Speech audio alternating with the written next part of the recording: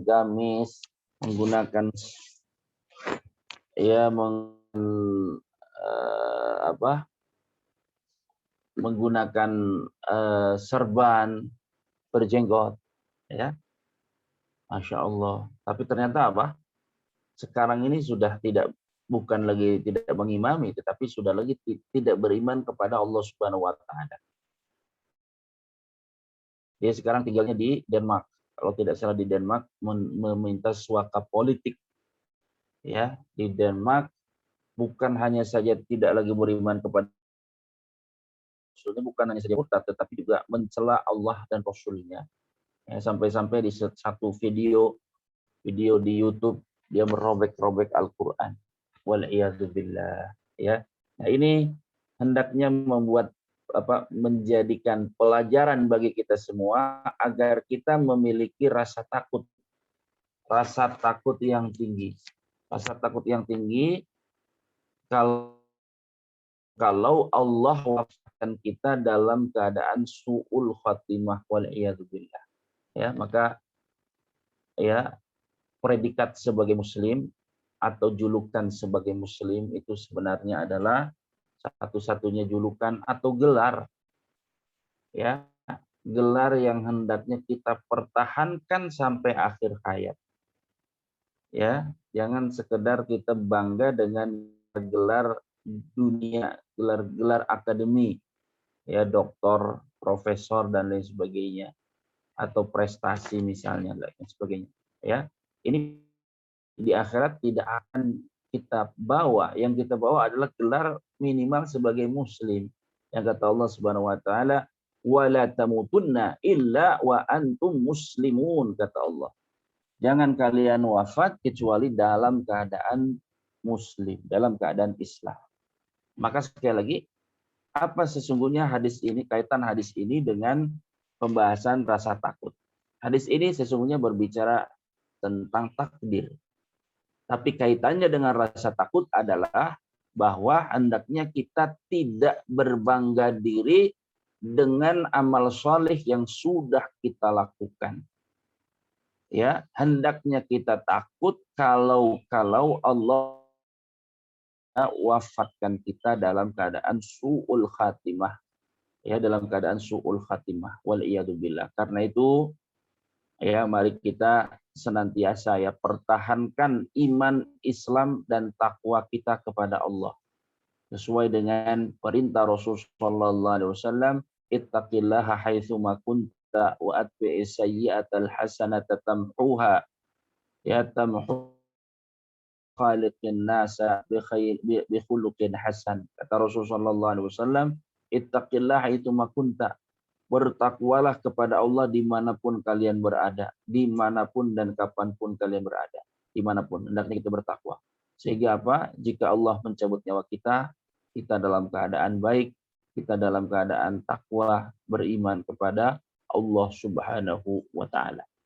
Baik, ini yang dapat kita petik dari hadis ini. Hadis ini tentunya ada kaitannya dengan masalah iman kepada takdir, masalah kemudian perincian takdir, tapi barangkali untuk perinciannya barangkali dibahas dalam kajian lain, ya, dalam kajian tauhid. Baik, ya, hadis yang kedua dari pembahasan rasa takut ini adalah hadis yang diriwayatkan oleh Imam Muslim, ya, dari sahabat Ibnu Mas'ud radhiyallahu taala anhu. Qala, ia berkata, qala Rasulullah sallallahu alaihi wasallam, Rasulullah sallallahu alaihi wasallam bersabda, yu'ta bi jahannama yawma idzin laha sab'una alfa zimam. Ya Allah. Ma'a kulli zimamin sab'una alfa malakin yajurrunah. Kata Nabi sallallahu alaihi wasallam, pada hari kiamat itu neraka jahanam akan didatangkan, diperlihatkan. Ya, waliyadzubillah. Laha sab'una alfa zimam.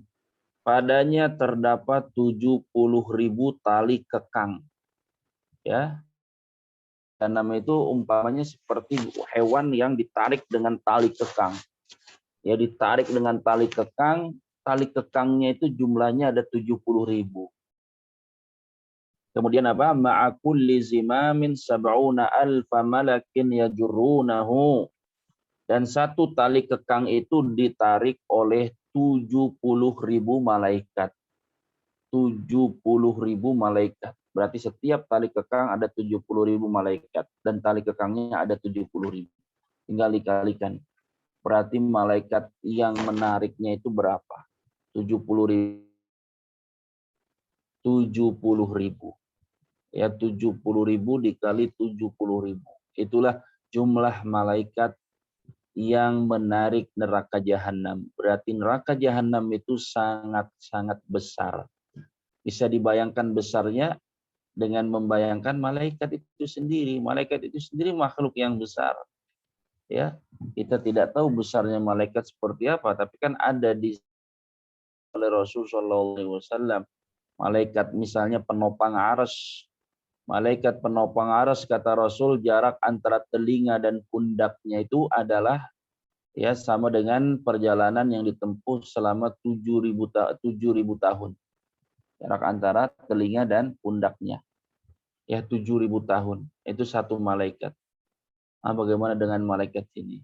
Ya, maka ini menjadikan kita sebagai muslim memiliki rasa takut yang tinggi terhadap apa yang Allah Subhanahu wa taala firman kait dengan hari akhir.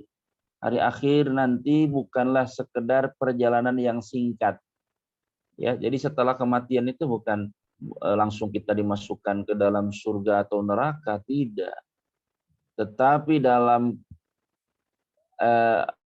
kehidupan akhirat nanti terdapat perjalanan yang panjang, terdapat peristiwa-peristiwa yang menakutkan. Di antaranya adalah diperlihatkannya neraka jahanam.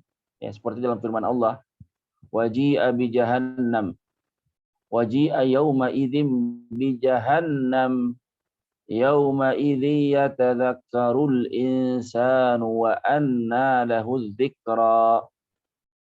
Ya laita qaddamtu li hayati. Ya.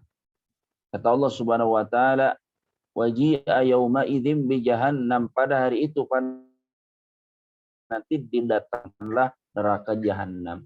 Jadi ada semacam tontonan nanti. Semacam apa namanya? Ya, semacam tontonan di mana neraka jahanam Allah Subhanahu wa taala perlihatkan kepada manusia. Ya, di mana dia memiliki 70.000 tali kekang dan setiap tali kekangnya ditarik oleh 70.000 malaikat. Nanti manusia akan melihatnya.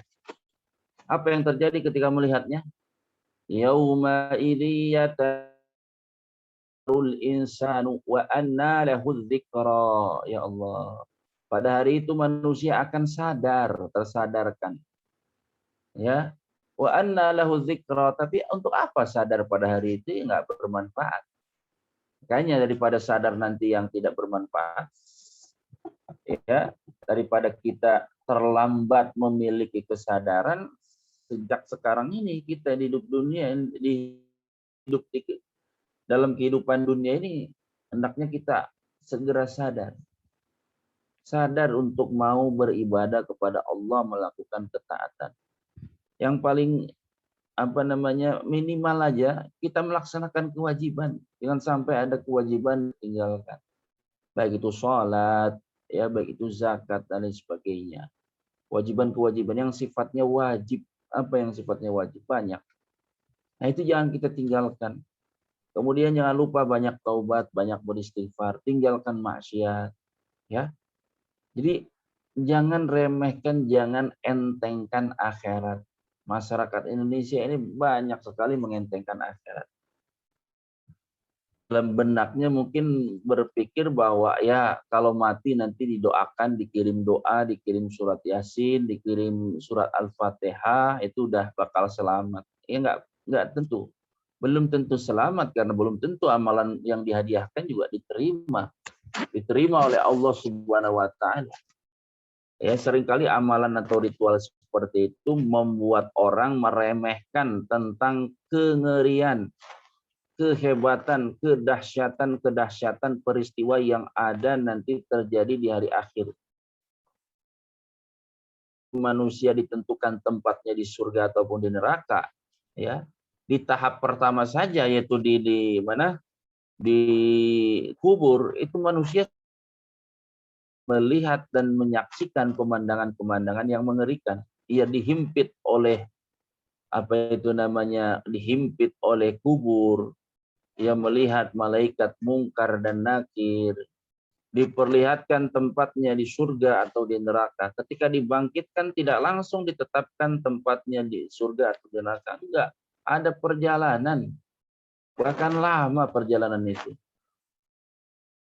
Kata Allah Subhanahu wa taala, ya, kata Allah Subhanahu wa taala, ya'rujul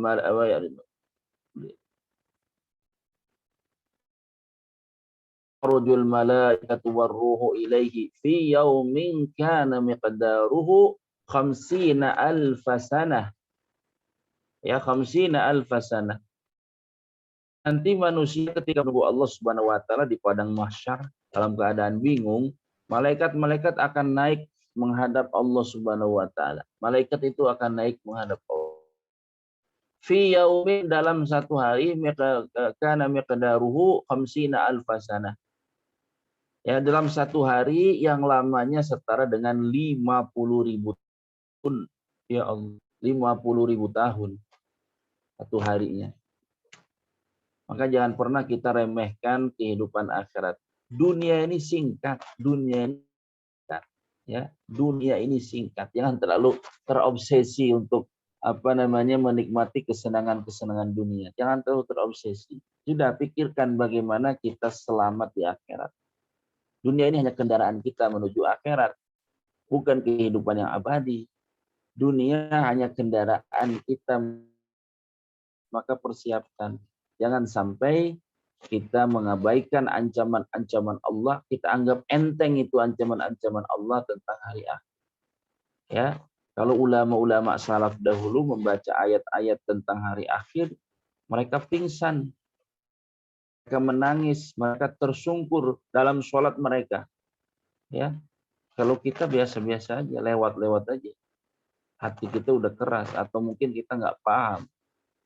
Ya, maka ini hari akhirnya luar biasa. Banyak pemandangan-pemandangan luar biasa. Jika manusia dibangkitkan ya, penampilannya berbeda-beda. Ada yang berjalan di atas kakinya dengan kakinya, ada berjalan dengan mukanya, dengan wajahnya dia berjalan. Jadi dibalikkan oleh Allah. Ya, kakinya di atas, kepalanya di bawah. Berjalan seperti itu. Bisa. Ada yang dibangkitkan dalam keadaan yang kecil. Dalam kondisi ukurannya kecil. Kenapa? Dahulu di dunianya merasa besar, merasa ya. Ada dibangkitkan dalam keadaan ususnya terburai, isi perutnya terburai keluar. Ada yang dibangkitkan dalam keadaan dia diinjak-injak oleh onta atau oleh sapi atau oleh kambing yang dia miliki di dunia. Ada. Kenapa? Karena di dunia tidak membayar zakat. Ada kan sebelum ditempatkan surga atau neraka dalam keadaan ia disetrika dengan lempengan-lempengan emas. Ya, karena di dunianya dia tidak membayar zakat. Macam-macam nanti pemandangan-pemandangan yang ada di akhirat. Dan itu semua nyata dan benar akan terjadi.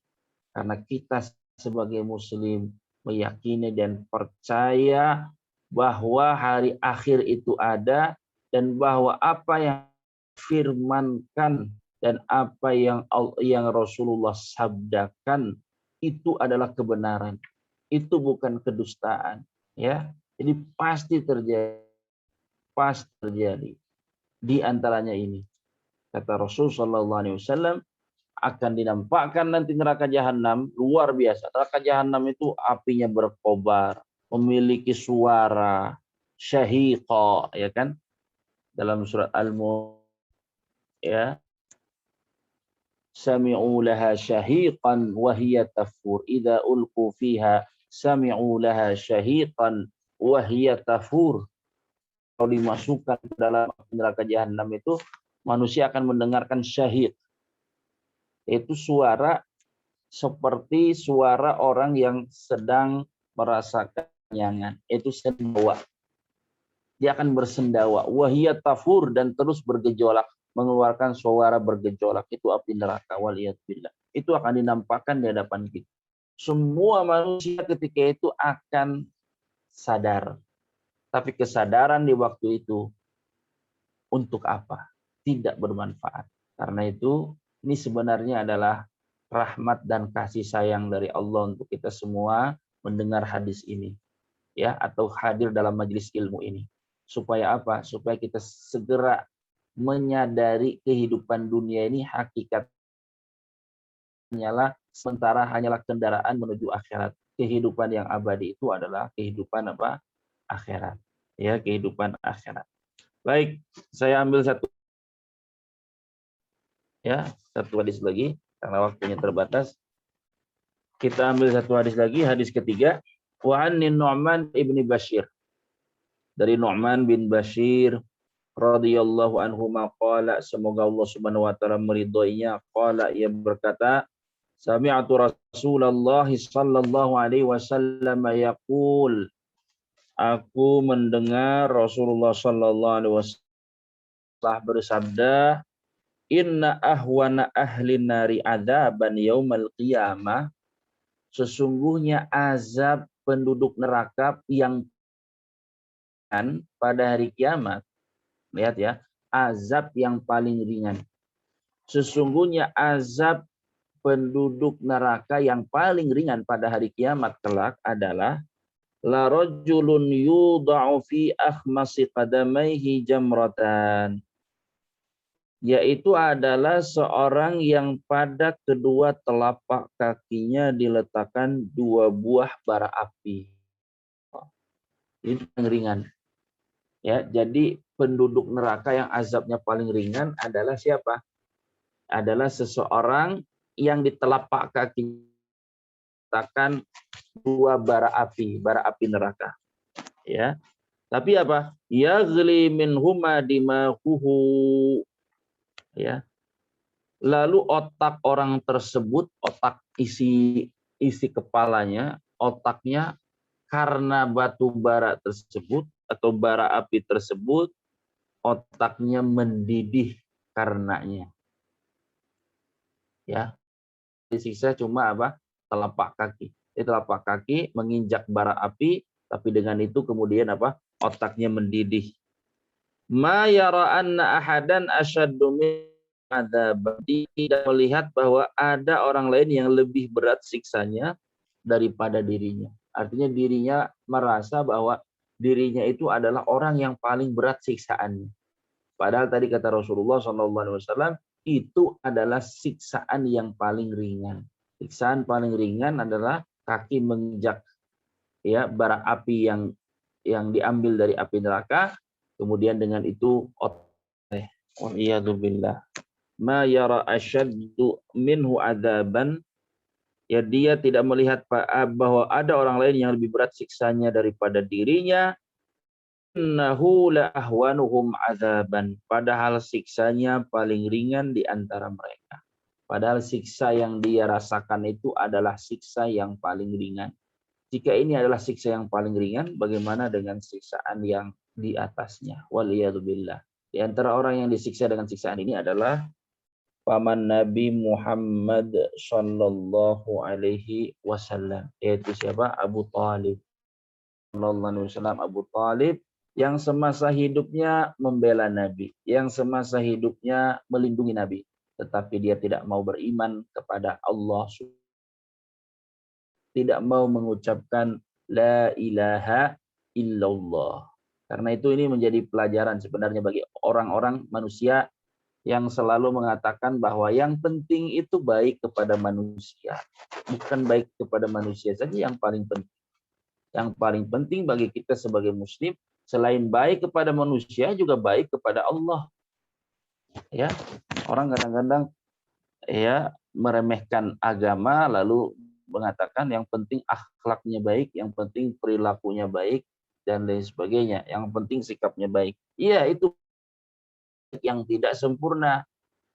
Baik yang sempurna itu adalah bahwa seseorang menjalin hubungannya secara baik dengan manusia dan menjalin hubungannya secara baik dengan hablum minallah wa hablum minan nas.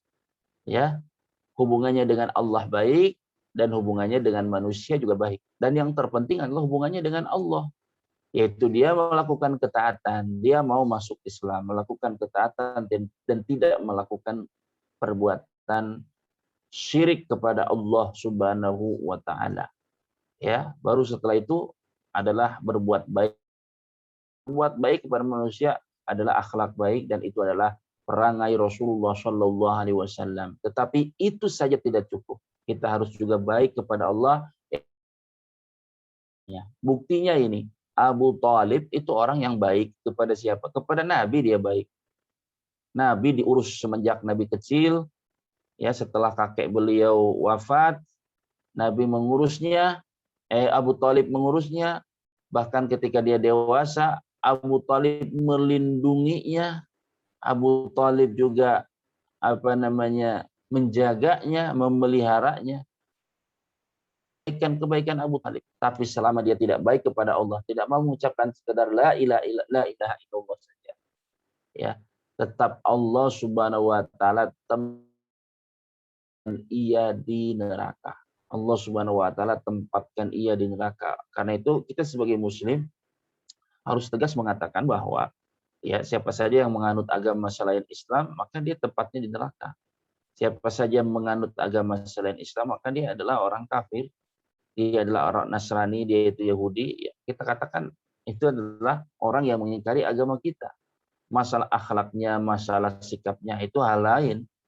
Dalam agama kita yang baik itu bukan hanya kepada manusia saja, tetapi juga harus baik kepada Allah Subhanahu wa taala. Contohnya adalah paman Nabi Muhammad SAW.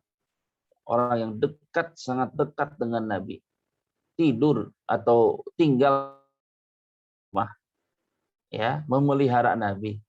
Tetapi di akhirat ia diazab dengan azab api neraka disebabkan tidak mau beriman kepada Allah Subhanahu wa taala.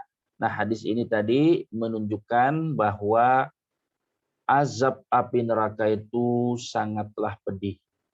Jangan sampai kita mengentengkan ya, jangan sampai. Ya mohon maaf sekali lagi, masyarakat Indonesia itu selalu atau terlalu banyak yang mengentengkan urusan akhirat. Dikiranya dibacakan surat Yasin atau di apa di di, apa, di dikirimkan doa, dikiranya sudah pasti diterima. Enggak mesti. Yang paling penting bukan amalan manusia yang dihadiahkan kepada kita, itu enggak penting. Itu aturannya diterima atau tidak bukan kita yang aturnya, Allah. Yang paling penting adalah bagaimana amal-amal soleh kita. Andaikan itu adalah bacaan-bacaan itu bisa membantu, maka terbantu atau tidaknya kita itu tergantung Allah ridho kepada kita atau tidak. Ya, Allah ridho atau tidak. Karena dalam ayat Allah mengatakan wala yashfa'una illa liman irtadha. Wala yashfa'una illa liman irtadha. Manusia-manusia ataupun malaikat-malaikat ataupun para nabi mereka tidak bisa memberi syafaat, tidak bisa memberi pertolongan dengan bentuk apapun.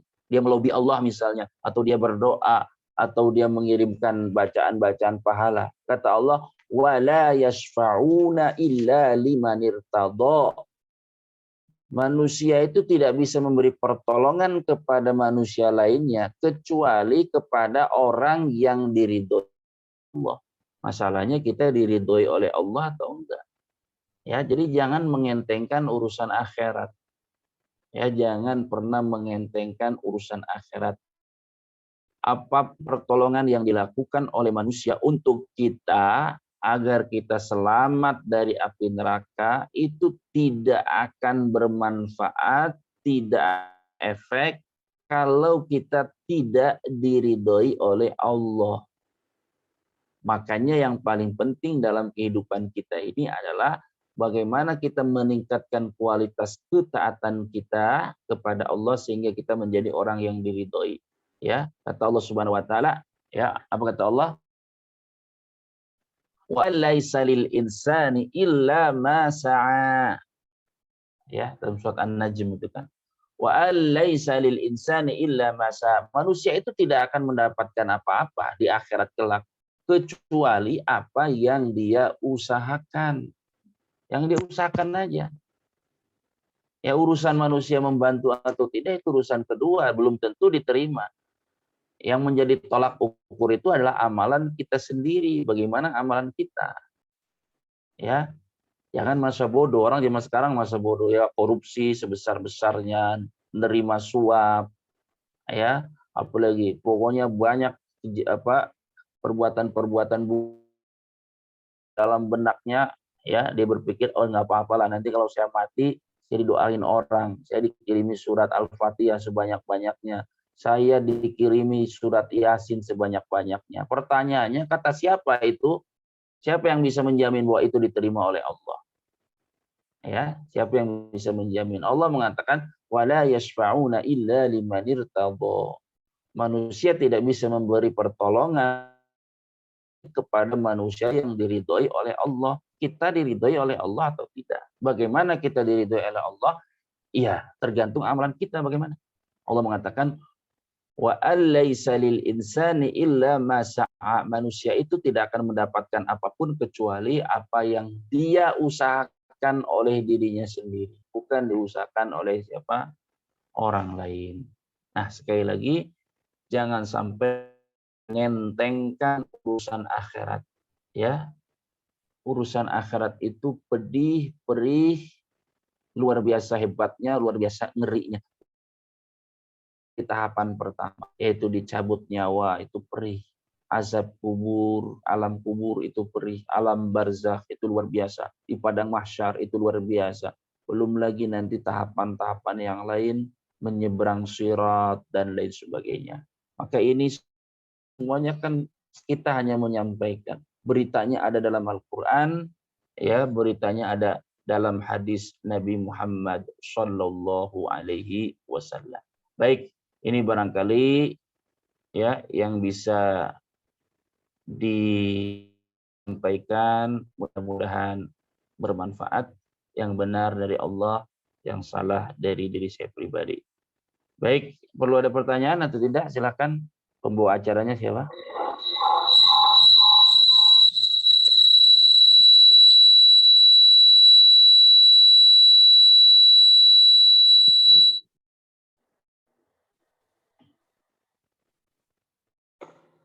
Assalamualaikum Pak Ustadz. Waalaikumsalam warahmatullahi wabarakatuh. Saya mau bertanya, Hmm. fenomena Abdullah Qasimi itu pada saat ini kan banyak. Itu apakah Ya, berhak untuk dieksekusi gitu? Dan siapa yang mengeksekusinya? Atau ya katakanlah menghukumnya begitu. Terima kasih. baik, baik, baik. Ya, ya, fenomena seperti, ya, silakan mic-nya ditutup. Baik, fenomena seperti Abdullah Qasimi ini banyak ya. Apakah perlu dieksekusi? Sebenarnya dalam hukum Islam, sebenarnya orang seperti itu harus dieksekusi, ya, harus dieksekusi. Karena Nabi Shallallahu Alaihi Wasallam bersabda, "Man baddala dinahu faqtuluh." Man baddala dinahu faqtuluh. Barang siapa yang mengganti agamanya, maka tegakkanlah hukuman had terhadapnya. Hukuman hadnya adalah dibunuh kalau dalam Islam. Hanya saja tidak sembarang orang yang bisa melakukannya. Tidak sembarang orang yang bisa melakukannya. Yang melakukannya hanyalah pemerintah yang betul-betul menerapkan hukum Islam. Yang sementara ini, ya, banyak pemerintah tidak menerapkan syariat Islam.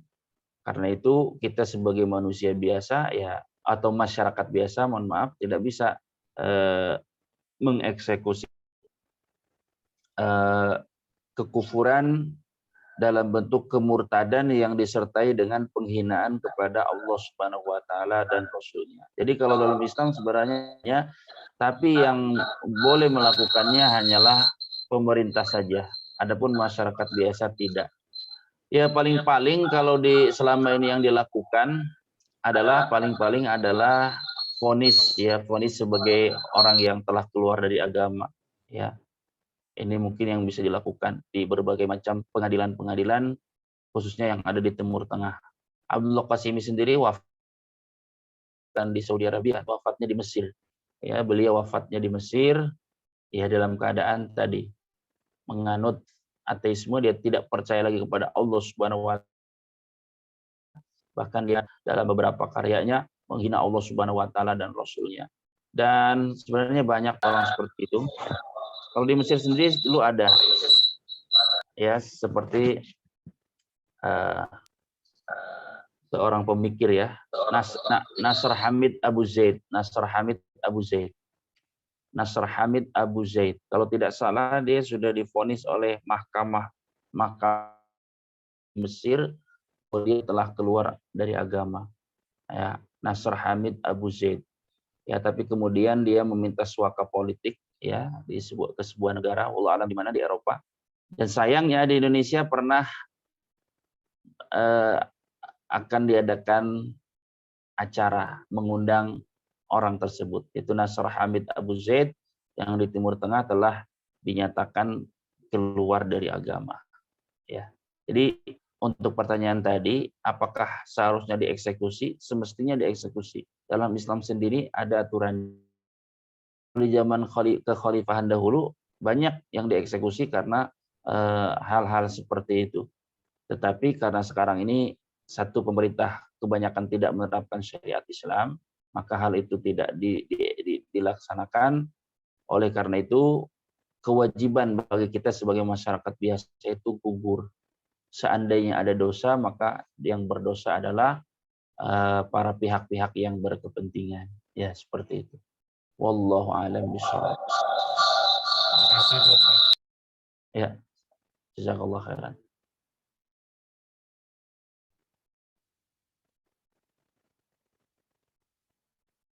Baik, ada pertanyaan lagi?